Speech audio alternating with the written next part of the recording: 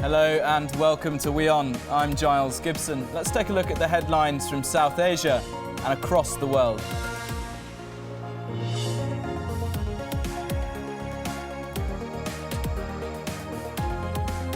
India marks the 2-year anniversary of Prime Minister Narendra Modi's Swachh Bharat campaign today.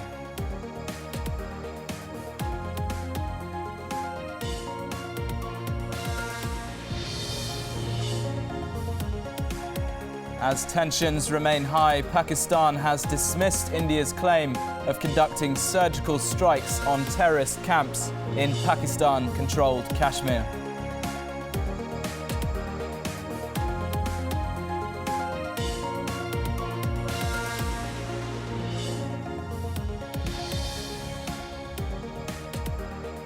China extends its veto on India's attempt to have Jaish Mohammed founder Masood Azhar labelled a terrorist at the United Nations.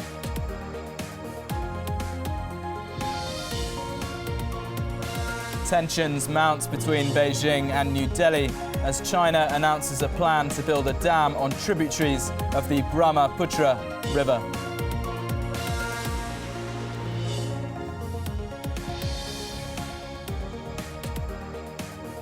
And at least 30 countries will formally join the Paris Agreement on climate change on Wednesday.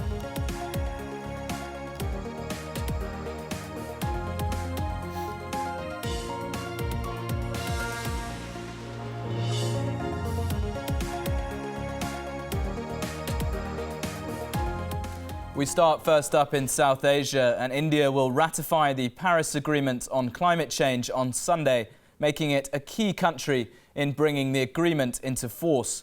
The Climate Change Pact seeks to keep global average temperatures from rising by more than 2 degrees Celsius. Here's more on that story. India, the world's second most populous country and third largest emitter of greenhouse gases, is set to ratify the Paris Agreement on climate change on October 2nd. India accounts for around 5% of world's total greenhouse gas emissions. If the Paris Accord threshold is reached, it will formally enter into workforce after 30 days, ahead of the next round of climate talks in November in Morocco. Morocco के अंदर हम लोग ये सुनिश्चित करेंगे कि अगर हम सारे पेरिस एग्रीमेंट के लक्ष्यों के आधार पर आगे बढ़ना चाहते हैं तो हमें टेक्नोलॉजी ट्रांसफर और फाइनेंस इन दो बातों में शाब्दिक नहीं व्यावहारिक और की गई हो गई डीड्स हैपन हो गया. With this ratification, India will join countries like the United States and China. It will hike the use of green energy and reduce its emissions relative to the GDP by up to 35% from 2030 from 2005 levels. New Delhi also plans to quadruple its renewable power capacity to 175 gigawatts by 2022. And we will open the cards and we'll make sure that the development of India and the process must not be compromised. And we must get enough time before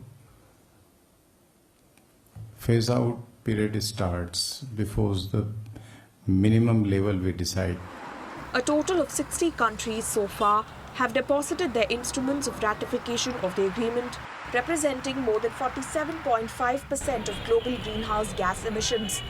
The agreement is due to enter into force in 2020 as the deal pertains to the post-2020 climate action agenda.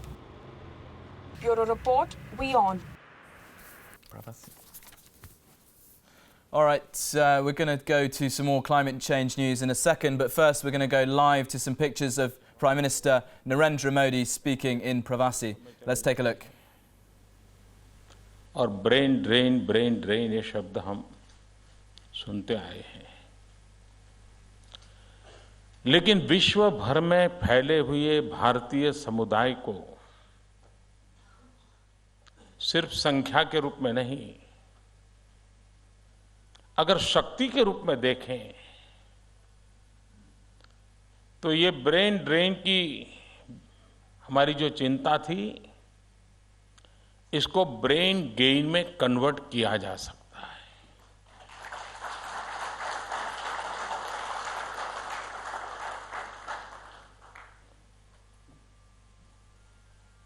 नदी में पानी बहुत बहता रहता है, लेकिन कोई स्थपति dam बना दे, ऊर्जा उत्पादन कर दे, तो वही पानी एक नई शक्ति का स्रोत बन जाता है। विश्व में फैले हुए भारतीय समुदाय में भी सामर्थ्य तो है, कोई ऐसे स्थपति की जरूरत है जो उस ऊर्जा को कन्वर्ट करके राष्ट्र में उजाला फैलाने के लिए काम ला सके।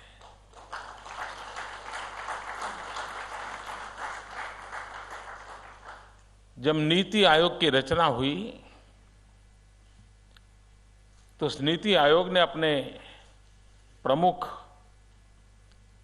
काम को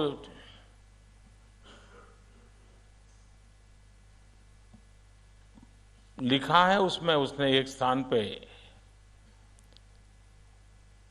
और शायद भारत के अनेक डॉक्यूमेंट में ये पहला डॉक्यूमेंट ऐसा होगा कि जिसमें प्रवासी भारतीयों के सामर्थ्य को स्वीकारा गया है और प्रवासी भारतीय को विश्व भर में करीब 2.25 करोड़ लोग या तो मूल भारतीय हैं या तो प्रवासी भारतीय हैं, और दुनिया के करीब 150 से ज्यादा देशों में, और कभी कभी तो हमारा मिशन पहुंचा हो न पहुंचा हो, कोई न कोई प्रवासी भारतीय जरूर पहुंचा है।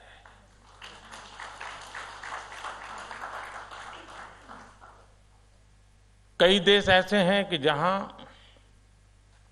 मिशंस की शक्ति से अनेक गुना शक्ति प्रवासी भारतीयों की है। कई मिशन ऐसे हैं जो बड़ी कुशलता से अपना कारोबार चलाते हैं। उस मिशन के मुखिया प्रवासी भारतीयों की ताकत पहचानते हैं और वे लगातार साल भर उस देश में प्रवासी भारतीयों को जोड़ करके भारत की पहुंचाने के लिए बहुत कुशलता से काम करते हैं। यानी छुटपुट प्रयास निरंतर चलते रहे हैं, लेकिन अब एक प्रयास है कि इसको एक संगठित शक्ति के रूप में हम कैसे प्रयोग करें। विश्व का भारत के प्रति जिज्ञासा बढ़ी है, विश्व का भारत के प्रति आकर्षण बढ़ा है। ऐसे समय फियर ऑफ अननोन एक बहुत बड़ा ऑब्स्टेकल होता है। All right, that was Indian Prime Minister Narendra Modi speaking live there at the inauguration of the Pravasi Bharatiya Kendra, the NRI Centre. Now let's get back to the news of the Paris Climate Change Agreement and the fact that today India will ratify that treaty after signing it at the meeting in Paris several months ago. And for more on this story and more analysis, we're joined live by Neha Sinha. She's an environmentalist and a writer. Neha, thank you very much for joining me to talk about this story in more detail. Let's start off first with that agreement that India are now officially ratifying today. What's your immediate reaction? Is this a historic moment for India? It's absolutely a very historic moment for India. I mean, there are at least two reasons why. The first is that it's very symbolic that we are ratifying on the day of, which is associated with Mahatma Gandhi. I think it's a very strong political message that India is sending out to the rest of the world, because Gandhi was very much an icon of sustainable development and of environmental justice. The second is on a political level or even a realistic level. This is very important because India is sending out a strong message to the world stage. We've been known as obstructionist obstructionist in the climate change politics for a very long time. So the fact that we have actually ratified, and the fact that we are such a fast growing economy, but we are not afraid to kind of climb on the bandwagon along with developed nations, it's a very strong political message. Yeah, I want to ask you later on actually about the current sort of environmental, the activism that's going on in India at the moment and what sort of level that's at. But I just want to ask you if you could explain the difference for our viewers between signing the Paris climate deal in Paris and actually ratifying. What's the difference between those two stages? Yeah, I mean, if we remember, we had the Kyoto Protocol before this for climate change, and the United States very famously agreed to sign it but did not ratify it. So ratification means when you go back home to your own country and your political leaders, your parliament agrees to come on board. So it becomes a legally binding commitment for the country. So signing on is more of a symbolic gesture. Ratification is saying that we mean business. And India, of course, has been part of the Kyoto Protocol before. And the fact that India has taken it forward to ratify the Paris Accord after signing it earlier means that we mean business.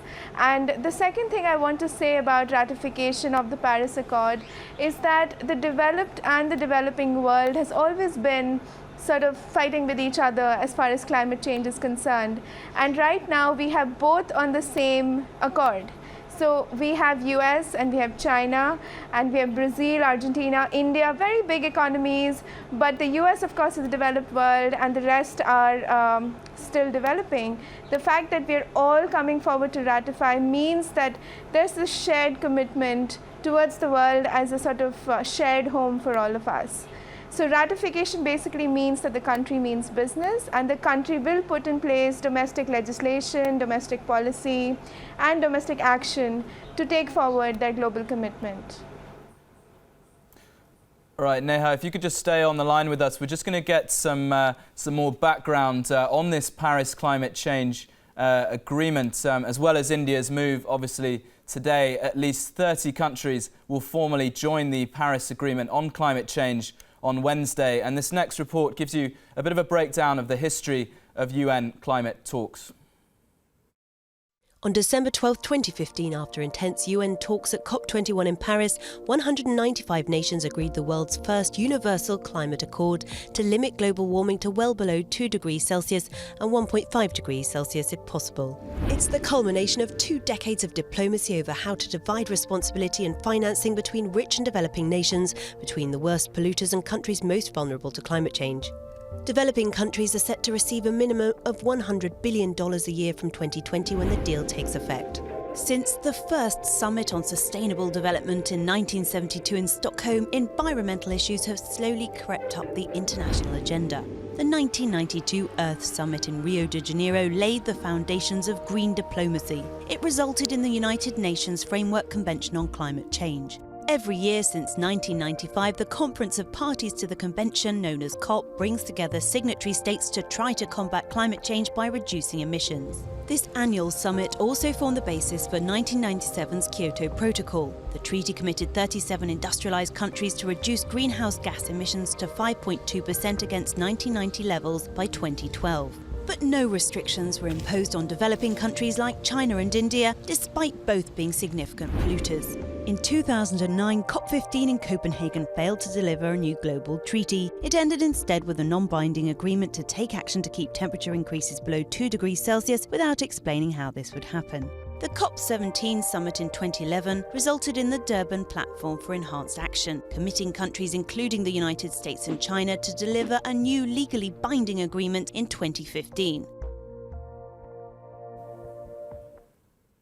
All right, a breakdown there for you of UN climate talks down through the years. And we've still got Neha Sinha, who's an environmentalist and a writer, on the line with us. Neha, if I could just follow up from that, you said that in your last answer before we played that report that this means India means business. What is this practically going to mean for Indian business, Indian industry, for example? How difficult is it going to be for India to implement the kinds of changes that they'll need to? Right.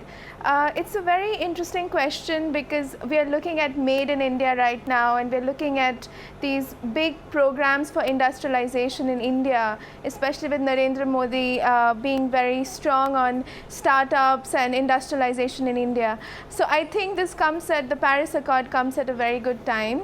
A very important thing to note is that we're looking at reducing emission intensity by about 35% by 2030. So this means that we are going to continue to grow, but we are going to be reducing the amount of emissions we have per unit of GDP. So perhaps more factories, more industrialization, but really cleaner growth is what we are looking at. So I think we are going to have more of an emphasis on renewable energy, on retrofitting buildings, and on retrofitting practices that we have right now so that we can use less energy. And also a lot of carbon sequestration. Planting trees, which is seen as a very old-fashioned way of combating climate change, is also part of the program that India has suggested. And finally, we are going to be looking at really ramping up solar power and wind power. The good thing is, the nice thing is, it's all being done on India's terms. These are all targets that India has set domestically, and the way India goes forward in its industrialization now will be set on terms that the parliament decides, that the people decides, which is a very good thing for the country, but while keeping in mind our legal commitment, which we are now making for the international scenario. So more industrialization, yes, but hopefully cleaner power, better energy use practices which really cut down on energy consumption, and a whole bunch of mitigation and carbon sequestration strategies. All right, well, let's, if I may, let's just broaden this out beyond India and beyond South Asia. The Paris Climate Change Pact will come into effect when 55 countries sign it and when a threshold of 55% of the global carbon emissions is signed up. So when that threshold is passed, and it looks like it probably will be in the coming days, the pact will come through in 30 days after that. Do you think there's a realistic chance that we could see this pact completely ratified by the end of the year, for example? I think it's the first time that it's realistic, you know, as far as climate politics is concerned. I think the whole world has really been shaken by a whole bunch of natural and extreme events. I mean, we've had a very hot summer, and we've had tornadoes and hurricanes everywhere, and I think for the first time the world is serious, and they've put aside their bickering between developed and developing nations. I'm 100% confident the accord will come through this year itself. We've already reached about almost 47% of global emissions. Countries that are accounting for 47% of global emissions have already ratified. So we need to touch 55% of global emissions, and I'm very sure we're going to do that by the end of the year. And it's really good because we don't have any time. So I'm very positive that it'll work out. All right, just before we go, Neha, I just want to ask you, you've been very positive about the Paris Pact, but some of its critics say that the terms of that deal are not enough to keep the global temperature rise below that 2-degree threshold that they've said is so crucial. What's your analysis of that? Do you think the deal is strong enough? You know, I think the Kyoto Protocol really tried to be very strict with the developed world, with the Annex One world, as it's so called. And I don't think it works, because I think every country is interested in its own profit, in its own growth trajectory. So what I'm trying to suggest is being too strict will never work, because we are, you know, all profit-driven economies. We are all interested in our own self-interest. So something like a Paris Accord, which has a fair amount of space for domestic action and kind of more of a voluntary action, is really what's going to work in the world today. I agree with critics that it's perhaps a little too less, but I would take a little too less over nothing at all. And I think the Kyoto Protocol failed because a few countries like the EU thought that they were following it, and the rest of the developed world was not. And it was just too difficult. The emission cuts were too difficult to follow, and nobody just did it. So something like this, which is less ambitious, is definitely more reachable, in my opinion. All right, we're going to leave it there, but thank you very much, Neha Sinha, who's an environmentalist and a columnist. Thank you very much for your analysis of this historic day, really, for India as they ratify the Paris Climate Change Agreement. We're going to take a short break now, but when we come back, more international news and news from South Asia. Stay with us.